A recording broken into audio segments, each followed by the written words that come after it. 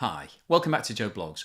In this episode, I want to talk about the energy crisis, which is now starting to hurt Europe in a really big way. We've talked about the rising price of gas and oil and coal as a result of Russia's invasion of Ukraine. And the prices fluctuate on a daily basis. But overall, what we've seen is an enormous movement in those prices. So gas, which is provided to a lot of countries in Europe to use to make electricity, has gone up by around 4 times since the start of 2022. So that's a 400% increase. And the problem that a lot of the big economies in Europe have is that their consumers and a lot of their companies are dependent on that gas because, as well as being used to generate electricity, which obviously everybody is dependent upon, it's also piped directly to companies and consumers to use in industrial processes and in heating and for cooking. So it's really critical to the future success of the economy, but it's also a really big part of everybody's budgets. So this is a classic situation of what's known as inelastic demand. And inelastic demand relates to any product whereby consumers and industry will continue buying it irrespective of the price. So historically, a good example of inelastic demand was gasoline, because if you've got a motor vehicle and you need to travel to work or wherever you're going, then you will need to buy that fuel, irrespective of what the price is. So you may not be happy if the price doubles, and you may decide that you want to cut the number of journeys that you make, but you will still buy that fuel. And a really good way of proving that is that when we have a fuel shortage, when everybody starts talking about some sort of supply issue, we see massive queues at all of the gas stations. You see cars queuing for miles trying to fill up, and they will pay any price whatsoever at that point because they're just desperate to get the fuel. And that's really the situation we've got in Europe right now when it comes to natural gas. Because the infrastructure has been built to rely upon it, you can't just switch it out for any other form of energy. So if you've got a house where the heating is fully dependent on gas and all of your appliances are gas fed for your cooking, then you can't just suddenly say, well, the price of gas has gone up, therefore I'm not going to buy it any longer. You'll just have to keep buying it and cut back on other expenditure. And that's the situation that a lot of Europe is finding itself in right now. So in this episode, I want to talk about what the governments of Europe are doing, because a lot of the governments have now introduced some form of subsidy system. And those subsidies can be applied in a number of different ways. You can either give money directly to consumers and industry to help them pay the increased bills, or you can provide a price cap which tells the companies who are billing people that they're not allowed to charge above a certain level, or you can provide some form of loans or guarantee schemes to get companies and individuals through this period. And what we've got in Europe right now is a combination of all of those different tactics. We're seeing different countries introducing different policies. So in today's episode, I want to run through exactly what's happening in some of the key countries, have a look at the size of these schemes, because we are talking hundreds of billions of dollars. The key objective here is to keep the economy moving. You don't want companies and individuals going bankrupt as a result of an increase in gas prices caused by Russia's invasion of Ukraine. That's the last thing that anybody wants. But the bottom line on all of this is that somebody is going to have to pick up the bill. If you introduce a subsidy scheme or a loan scheme, then somebody's going to have to pay for that. And ultimately, it will be those countries. They will be increasing their debt burden. It's putting more pressure on those economies. So we'll run through some of the key schemes. We'll have a look at how much is being invested by all of those countries. And then finally today, I'll wrap up with my summary as to what I think the implications of the introduction of these schemes are for the European economy and the global economy. So before we get started on all of that, if I could ask you for a thumbs up at some point during this video, if you're enjoying the content, please subscribe if you haven't done so already. Don't forget, I always include chapters so you can skip through things if you don't have time to watch the entire video. And if you'd like to support the channel, please have a look below where you'll find links to YouTube, super thanks and membership, as well as Buy Me a Coffee and Patreon. The United Kingdom has had a change of Prime Minister recently. Everybody got sick and tired of Boris Johnson. There was a vote of no confidence, so he had to leave the job. And a new candidate was put forward, and there is now a new Prime Minister called Liz Truss. And one of Liz Truss's first moves has been to introduce a huge subsidy scheme relating to energy costs. The UK will cap consumer energy bills for 2 years and funnel billions to prop up power companies. The new package, which will be funded by government borrowing, could cost Britain around $175 billion. And she told Parliament, "This is the moment to be bold. We are facing a global energy crisis and there are no cost-free options." Average household energy bills will be held at around £2,500 a year for the next 2 years, staving off a major price leap that was expected to feed through in October, which threatened the finances of millions of households and businesses. In addition to the household support, the Bank of England will launch a £40 billion scheme to shield energy firms from a liquidity squeeze due to sky-high gas prices. The UK does own oil and gas fields, and in order to boost supply, the moratorium on fracking will be dropped and new oil and gas exploration licences will be issued for the North Sea. So these measures represent enormous support for both consumers and businesses in the UK. There were real concerns in the market that energy prices were about to quadruple in the UK because a temporary price cap was in place since the start of the Ukraine war, but that was due to expire at the end of September. So these new measures extend the subsidies for the next 2 years and give everybody certainty as to the maximum amount that they will have to pay. The £40 billion package that's been announced to support companies is also really important, and I made a video recently talking about the potential bankruptcy of a lot of the smaller businesses that are involved in the energy market, because the price rises in gas and oil are really hitting these companies hard. Most of these companies operate on very thin profit margins, and they've had to find more cash and credit to enable them to continue trading. So these facilities that have now been put into place will enable them to obtain that credit, and it keeps the competition in the market, because the whole point of deregulation in the UK was to try to increase the number of companies that were involved, to get away from the old big six, to give more competition and to give better prices. Now, unfortunately, consumers are not getting better prices right now because of what's happening in the market, but the government wants to keep these companies operational and trading because they employ a lot of staff. And assuming that we get back to a point of normalisation at some point in the future, they will want these companies in place to be able to then grow and develop going forward. But the overall summary on the UK situation is that the total cost for the UK government is estimated to be around $175 billion. And that package only covers a percentage of the price rise because bills have been capped at $2,500. Prior to the war starting, the average bill in the UK was less than £1,000. So we've already seen bills more than double, and all the consumers will have to swallow that cost. But the extra increase, the additional portion, will be covered by the government. So we've got $175 billion of additional cost that the government's picking up, and a similar sort of figure that consumers are having to pick up just because they're having to pay more for their gas and electricity.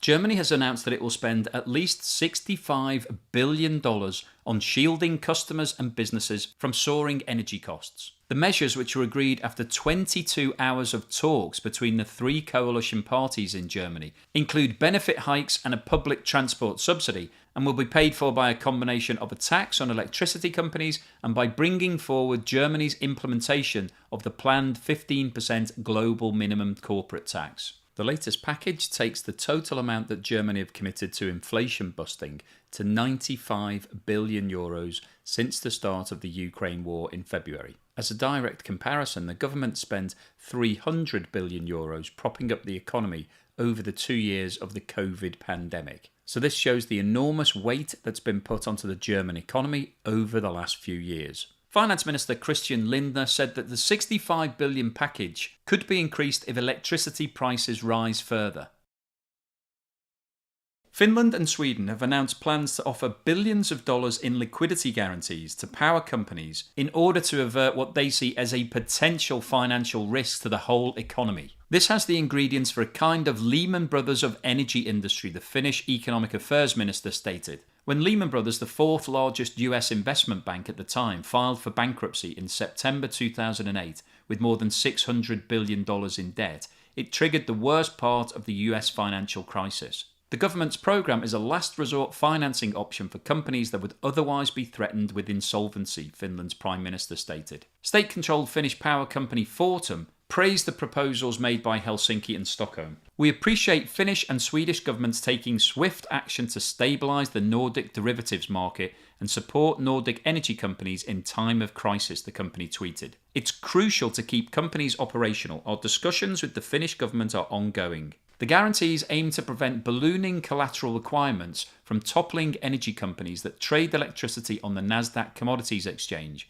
an event that could in turn spread to the financial industry. Lower gas flows from Russia both before and after its February invasion of Ukraine have pushed up European prices and driven up electricity costs.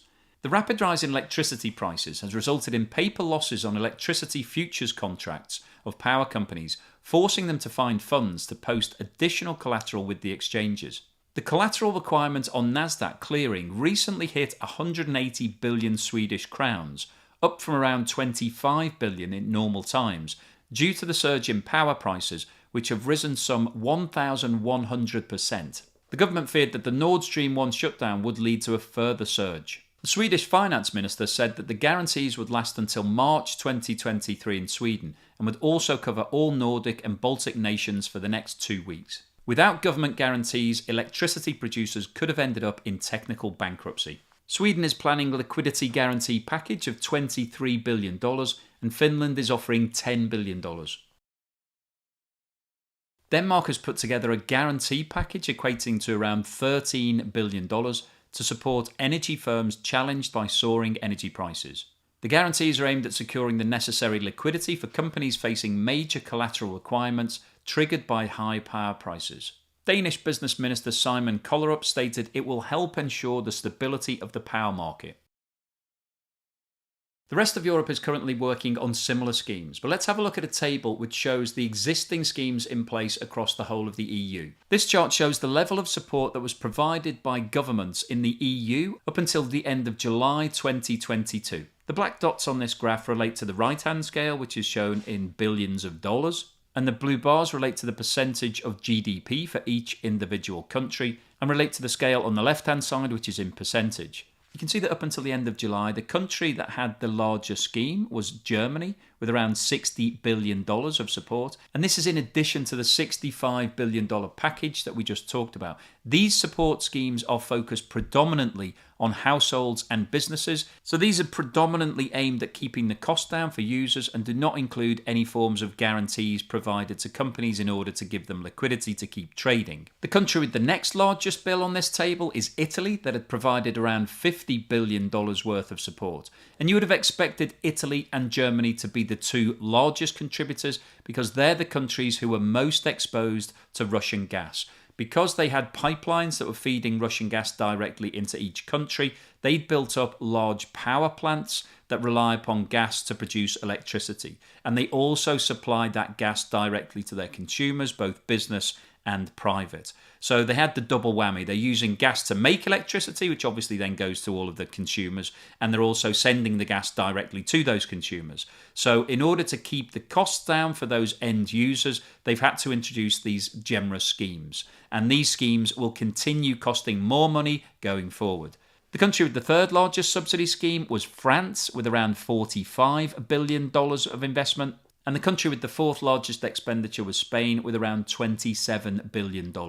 Other countries with notable expenditure include Austria, with around $10 billion, Poland coming in around $8 billion, Greece around $7 billion, the Czech Republic and the Netherlands around $6 billion. And then there are a whole host of other countries who've provided support schemes of billions of dollars. So what's the summary and conclusion today? Well, I wanted to post this video because we're talking a lot about rising energy prices, and you can get a little bit blasé to this news. It becomes old news quite quickly. But when you look at it in real money terms, it starts to show what the impact on the economy is now and also going forward. Because the governments all around Europe are having to do something to protect their consumers. They can't let the massive increase in gas and oil prices feed straight through to the end users, because we would start seeing wide-scale insolvency and bankruptcy both on a business and a personal level. People and businesses can't afford a 4 times increase in energy costs because energy is a big part of everybody's expenditure. And as I mentioned before, the poorest members of society and companies that have really small profit margins just aren't able to cope with this level of price increase. So the governments have stepped in and provided these subsidy schemes. But as I mentioned earlier, somebody has to foot the bill. and ultimately it will be the taxpayers in those countries who will have to pay this money back at some point in the future. Now at the moment we're into crisis management, it's a wartime environment, and so everybody just wants to get through. We need to have a complete restructuring of the supply chain. All the countries in Europe are having to change where they're sourcing their energy from, because most countries were buying directly from Russia, mainly because it was the cheapest form of energy available, so it made sense to do so. But because of the political issues arising as a result of Russia's invasion of Ukraine, a lot of these governments have now decided that they no longer want to buy from Russia. So they're having to go to more expensive methods, they're having to put infrastructure in place, and all of that costs money. So what we're seeing here is an increase in the national debt burden for all of these countries. And of course, they've already got large national debt burdens that built up through the COVID pandemic. When we had all of the lockdowns and a lot of industry had to close down and most of the country had to close down in many situations, all of the furlough schemes and all of the support schemes that were put in place added more debt to those countries' burdens. So at the start of 2022, we already had a lot of international debt that had built up.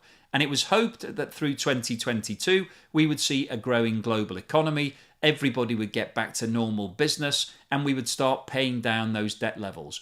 Russia's invasion of Ukraine has scuppered all of that. It's put everybody back to square one. And in fact, we're going backwards because the national debt burden is increasing in most countries around the world right now as a result of the massive increase in energy costs and food costs and commodity costs.